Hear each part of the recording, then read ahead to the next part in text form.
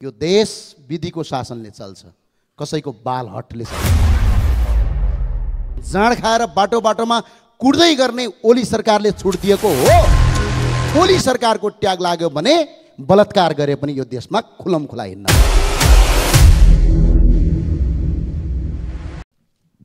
कानुन सरकारले जनतालाई नियन्त्रण गर्नका लागि बनाएको उपकरण होइन, यो त सरकारलाई जनताले नियन्त्रण गर्न बनाएको उपकरण हो, ताकि यसले हाम्रो जीवन र हितमाथि दमन गर्न नआओस्।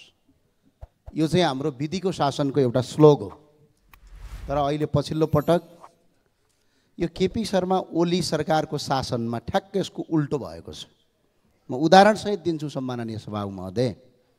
माघ 27 गते ठमेलमा जाँड खाएका, रक्सीले लट्ठ परेका, एमाले समर्थित अनेरा सहयोगका स्थायी कमिटी सदस्य कमलराज जोशी सहितको टिमले राष्ट्र सेवक नेपाल प्रहरीमाथि कुटपिट गर्छ।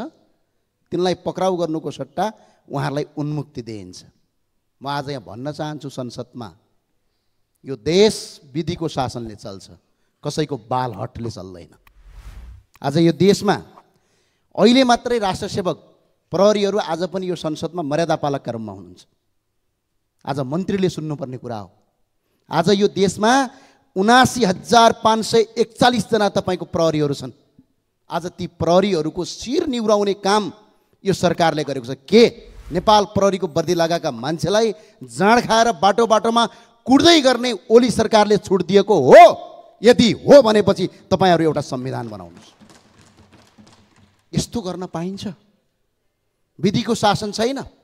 आज गरिबका छोराछोरीले खाने जागिर बनाएको छ नेपाल प्रहरी। आज सरबारका छोराछोरीले खाने बनाएको छ। आज उनीहरूमाथि कुटपिट गर्न पाइन्छ? तत्काल कारबाही गरियोस्। म एउटा उदाहरण। अर्को उदाहरण, 14 वर्षीय बालिकालाई घरेलु मजदुरका रूपमा 6 वर्षसम्म बन्धक बनाई शारीरिक यातना दिएर एमालेकी लुम्बिनी प्रदेश सांसद रेखा शर्मा सत्ताको निगाहमा उन्मुक्ति पाउनुहुन्छ। ल अहिले यहाँ कानुन पढौँ। बालबालिका सम्बन्धी ऐन 2075 को दफा 66 उपदफा 2 को ज र झ उहाँलाई आकर्षित हुन्छ। त्यो बमोजिम कुनै पनि यस्तो कार्य गरेको ठहरेमा 1 लाख रुपैयाँसम्म जरिवाना र 5 वर्ष कैद हुन्छ। म अनुरोध गर्न चाहन्छु, कानुन दुईटा बनाउनुस्। अब एउटा ओली सरकारको कानुन, ओली सरकारको ट्याग लाग्यो भने बलात्कार गरे पनि यो देशमा खुलम खुला हिँड्न पाइन्छ। एउटा नेपालको कानुन बनाऊ जो सर्वसाधारण जनतालाई लगेर थुन्न पाइन्छ, बोलेकै आधारमा कुट्न पाइन्छ। माननीय मन्त्री जस्तो पदमा बसेका अहिले पूर्व सांसदले आइजिपी को जिब्रो थुत्तु भन्दाखेरि मन्त्री पद भिडाएर गल्ली गल्लीमा पुर्याइन्छ। यही हो विधिको शासन। यसलाई भन्छ नीतिको शासन। आज मदन भण्डारी यदि जीवित भइदिए भए फेरि मर्नुहुन्थ्यो होला बिचारा यो हालत देखेर। आज बिपी को आचार संहिता बोकेका, मार्गदर्शन बनेका साथीहरू आज सरकारमा हुनुहुन्छ।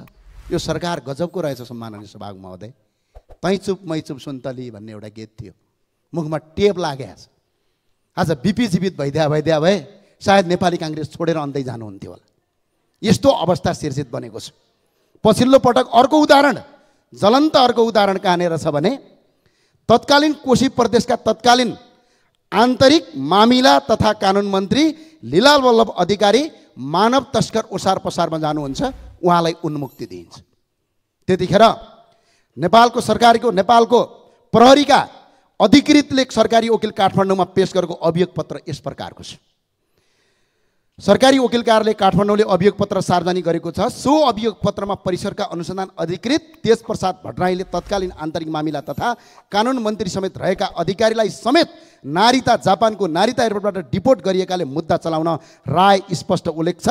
मुलुकी अपराध संहिता 2074 को लिखित सम्बन्धी कसुर अपराध, मानव व्यवसाय तथा ओसार पसार नियन्त्रण ऐन 2064 को दफा 4 को उपदफा 2 को ग बमोजिम कसुरमा समेत अनुसन्धान गरिनु देखिए पनि हुँदा पद वा शक्तिको दुरुपयोग गरी अभिभावक वा संरक्षण कसैलाई बसिरहेको घर, स्थान वा व्यक्तिलाई छुटाइ लाने वा आफूसँग राख्ने वा विदेश लैजाने निजको यकिन नाम, थर, वतन समेत खुलाइ सोही अनुसार कारबाही हुन यो प्रतिवेदन पेश लेखी गरेको छु। अनुसन्धान प्रतिवेदनमा परिनिर्देशक भट्टराईले लेखेका छन्।